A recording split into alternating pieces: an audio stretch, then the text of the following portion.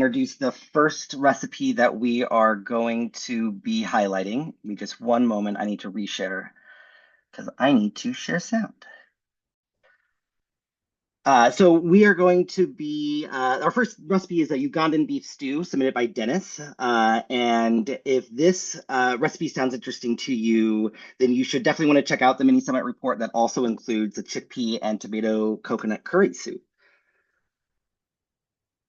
You're going to take, so we're going to make a Ugandan beef stew. You're going to take beef chunks and throw them into a little bit of oil and get those nice and brown. And then we're going to chock this full of vegetables. So we're going to start off with a Chinese eggplant, followed by an onion. We're also going to get some bell peppers into the mix. This was an interesting recipe because it calls for a spice mix I had not used before called Royco. This right here is something called coatmeal, although we found that it was cilantro or parsley, I forget which. So after your beef has gotten brown, you're going to take all those nice chopped veggies and drop them in there as well.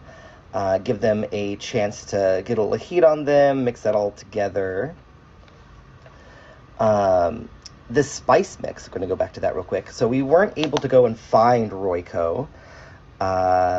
So instead we made our own, and according to the internet, Royco Choosy Mix is a combination of cumin, coriander, turmeric, garlic powder, cinnamon, ground ginger, ground fennel, sugar, salt, and a bouillon cube. So we mixed up our own version. You just saw we chopped up some garlic cloves. I believe the recipe called for 2 garlic cloves.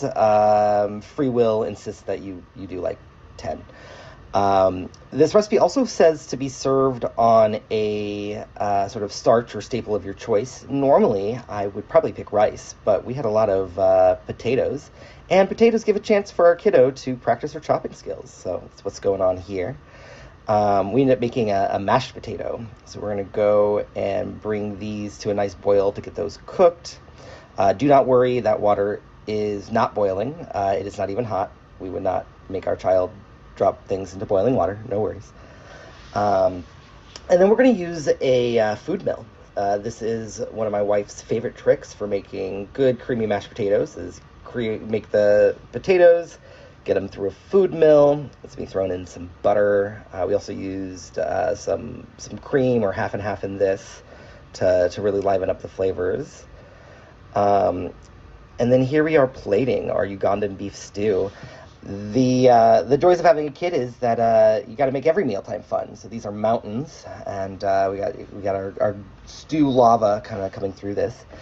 I spent quite a bit of time on the Royco, but this also includes curry powder, which was delicious. My house smelled amazing the entire day following this. Here you are, Ugandan beef stew. All right. So that is our first of 6 recipes that we will be highlighting in video form throughout the 2 days. I hope you enjoyed it. Just a little way that we try to take your contributions to the potluck.